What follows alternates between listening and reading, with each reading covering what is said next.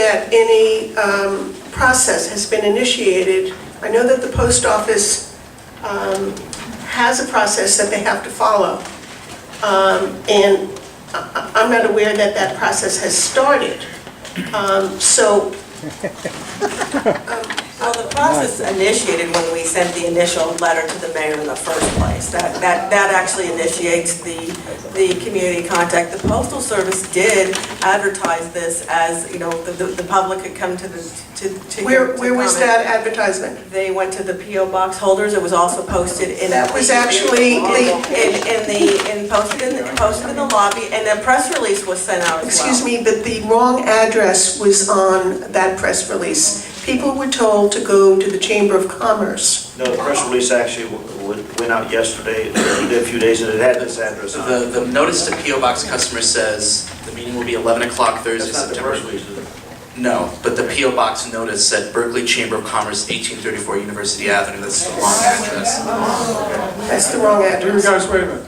So we will get a clarification. It's our view that we weren't properly noticed, and you should start the process later.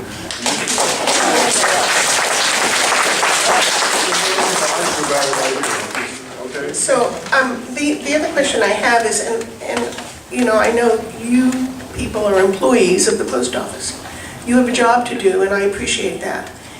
But who actually makes the decisions? The final decision? It will be the FSO, the recommendation will be signed off by the Facility Service Office Manager, who's located in Washington, D.C. And what the name of that person? Ujwala. Ujwala. Spell it. U-J-W-A-L-A, Tamaskar, T-A-M-A-S-K-A-R. Do it again. U-J-W-A-L-A, T-A-M-A-S-K-A-R.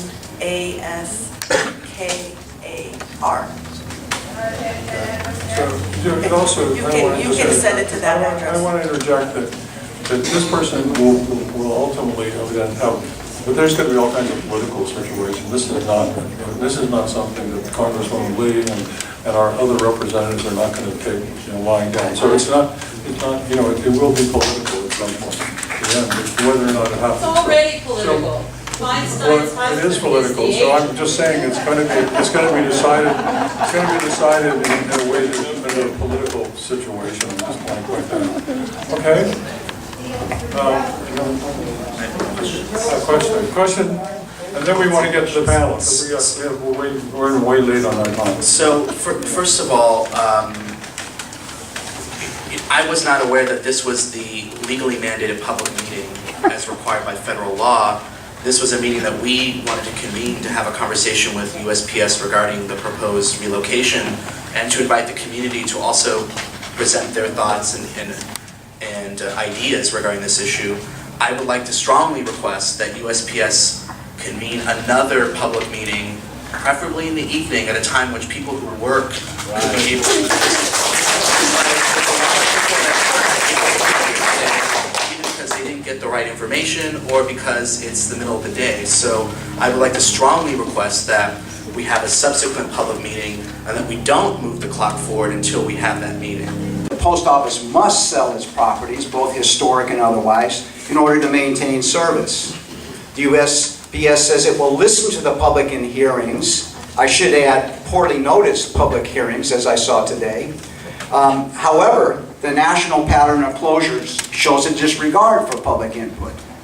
It has also structured its rules for closures by saying that if it, quote, relocates its operations, the closure is not really a closure, which gives the USPS the ability to make this decision more freely. Furthermore, the USPS has hired a private real estate firm to advise which facilities to sell. Not surprisingly, many sites up for sale are located in areas of high-end real estate that will turn a very handsome profit for this firm. This narrative is supported by conservative think tanks such as the American Enterprise Institute and others who have promoted privatization of our military, prisons, education system, and in essence, the entire public sector. Now, There is a counter narrative to this story, which can be learned by looking at a number of easily accessible sources. First, the USPS is an institution that has survived the advent of both the telegraph and the telephone. With some restructuring, it can certainly survive email. Second, the primary reason it is not meeting its budget is the onerous burden placed on it by Congress in 2006 to prepay health benefits 75 years in advance over a 10-year period. Third, it has also overpaid its pension fund, so a refund could add additional monies to its budget. These are not problems generated by postal operations, but conditions created in a Congress intent on privatizing the USPS.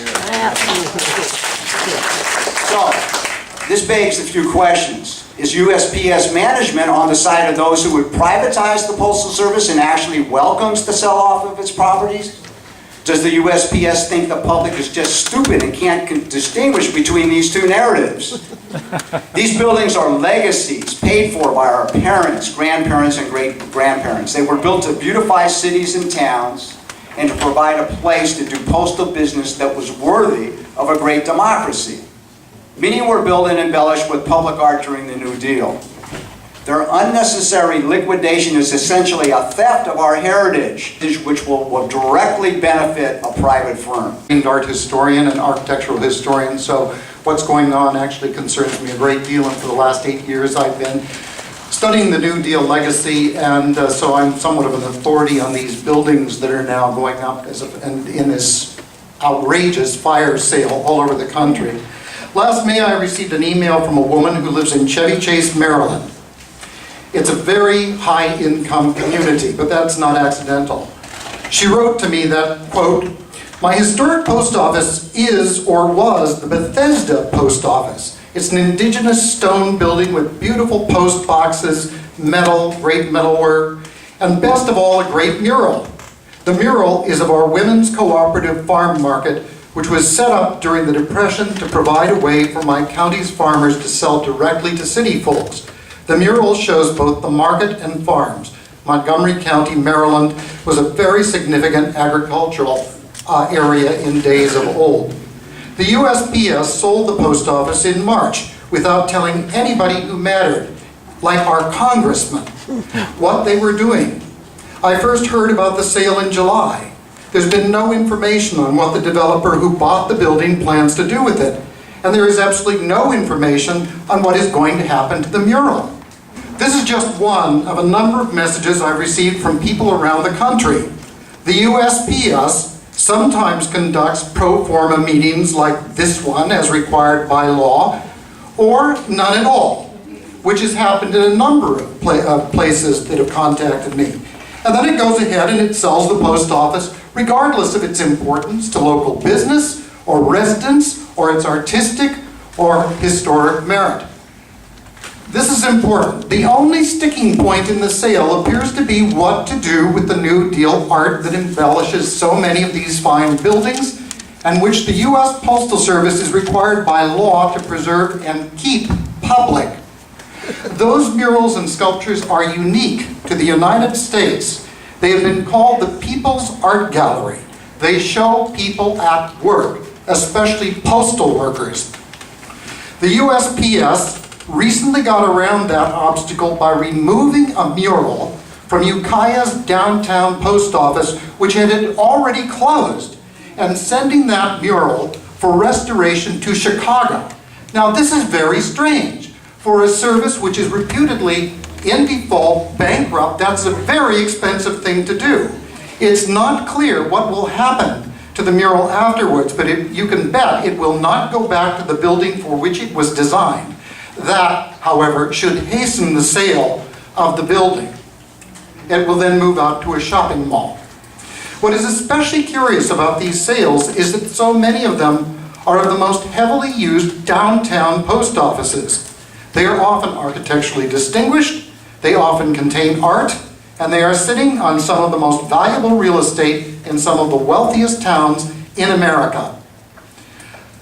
And that is because the sales, of course, are not being conducted by the U.S. Postal Service, but by its exclusive contractor, C.B. Richard Ellis, a private company that aggressively went after the contract and that is profiting handsomely from the sale of the public's property. And of course, that company is owned and chaired by Senator Dianne Feinstein's husband, Richard Blum. The press has entirely failed to cover this shocking conflict of interest. It's never mentioned. So, Mayor Bates, I urge you to take this issue to the U.S. Council of Mayors because it is affecting communities all across the country.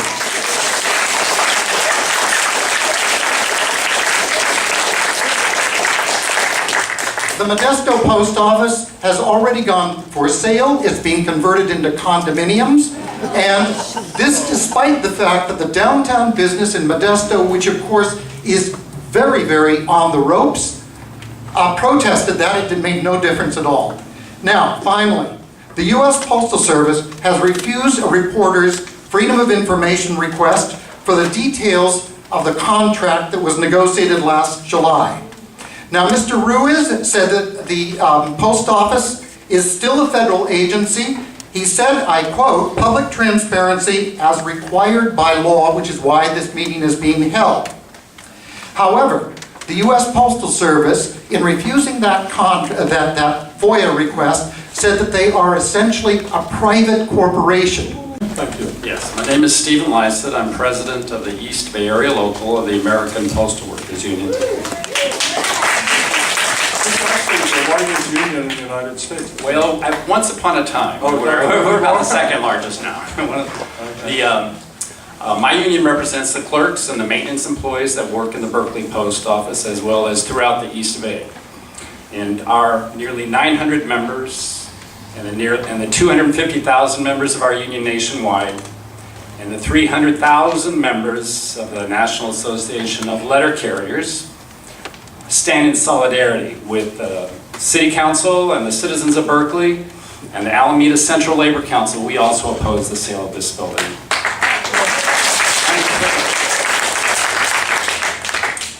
There were comments made earlier that this is a political decision, and indeed it is. It's an ideological political decision. Make no mistake, we've heard lots of statistics about the poor financial state of the post office, and indeed, it is burdened with unreasonable payments that it must make into retirement funds, into future, toward the future health benefits of retirees over the course of the next 75 years. All that is without a doubt, onerous, and it needs to change. But nonetheless, the post office should not bail itself out by selling off beautiful, historic public buildings that the citizens of those communities have a right to have existing and continuing to serve their needs. What the post office didn't take into consideration and was not included in their charts and graphs was the possibility that they could lease out the 50,000 square feet that it acknowledges are in excess in that beautiful building, lease them out to other businesses, to other public entities, and turn that building into a cash cow. Why is that not being deliberated on? Instead of making a few easy bucks immediately, and they've acknowledged increased commuting costs for the carriers.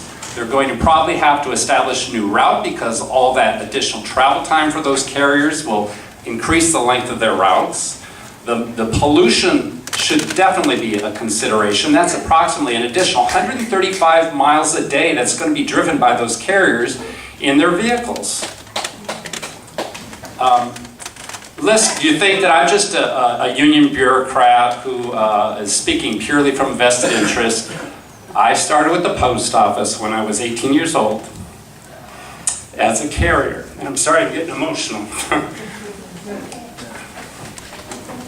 But I see this as a downward spiral that the bureaucrats of the post office is trying to take itself toward. It wants to privatize all of its services. That it's being dictated by the Tea Party ideologues in Congress, admittedly, but we need to fight this because this is the beginning of the end. They will sell off every building they own. They will close all the small finance stations that serve the community. They will concentrate all the carriers in large complexes which are remote and inaccessible to the average citizen. This is a part of an ideological struggle that we are waging a war against. As illustration of this, the Postmaster General, Patrick Donahoe, has gone before Congress. He's urged discontinuing 6-day delivery. They want to reduce the number of days that you get service. He has urged that he be allowed to lay off 220,000 postal employees, and this is a facet of that plan. Wow, that's wrong. They have already wiped out nearly 1,000 jobs throughout the state of California because they say they have to comply with California emissions law standards that are going into effect in 2014. They refuse our union's offer to pay for the cost of retrofitting their vehicles so they wouldn't have to subcontract out that process. That's 1,000 jobs they're in the process of getting rid of. They're going to get rid of clerk jobs, maintenance jobs in the city of Berkeley. When I started working for the post office when I was 18, I had a child, and that job allowed me to eventually buy a home for my wife and my 4 children. It provided a reasonable, good, middle-class standard of living to me and my family for over 39 years. I urge the citizens of this city to continue to fight this sale because they want to end middle-class union jobs throughout Berkeley and throughout the country. Please keep up the struggle. Thank you.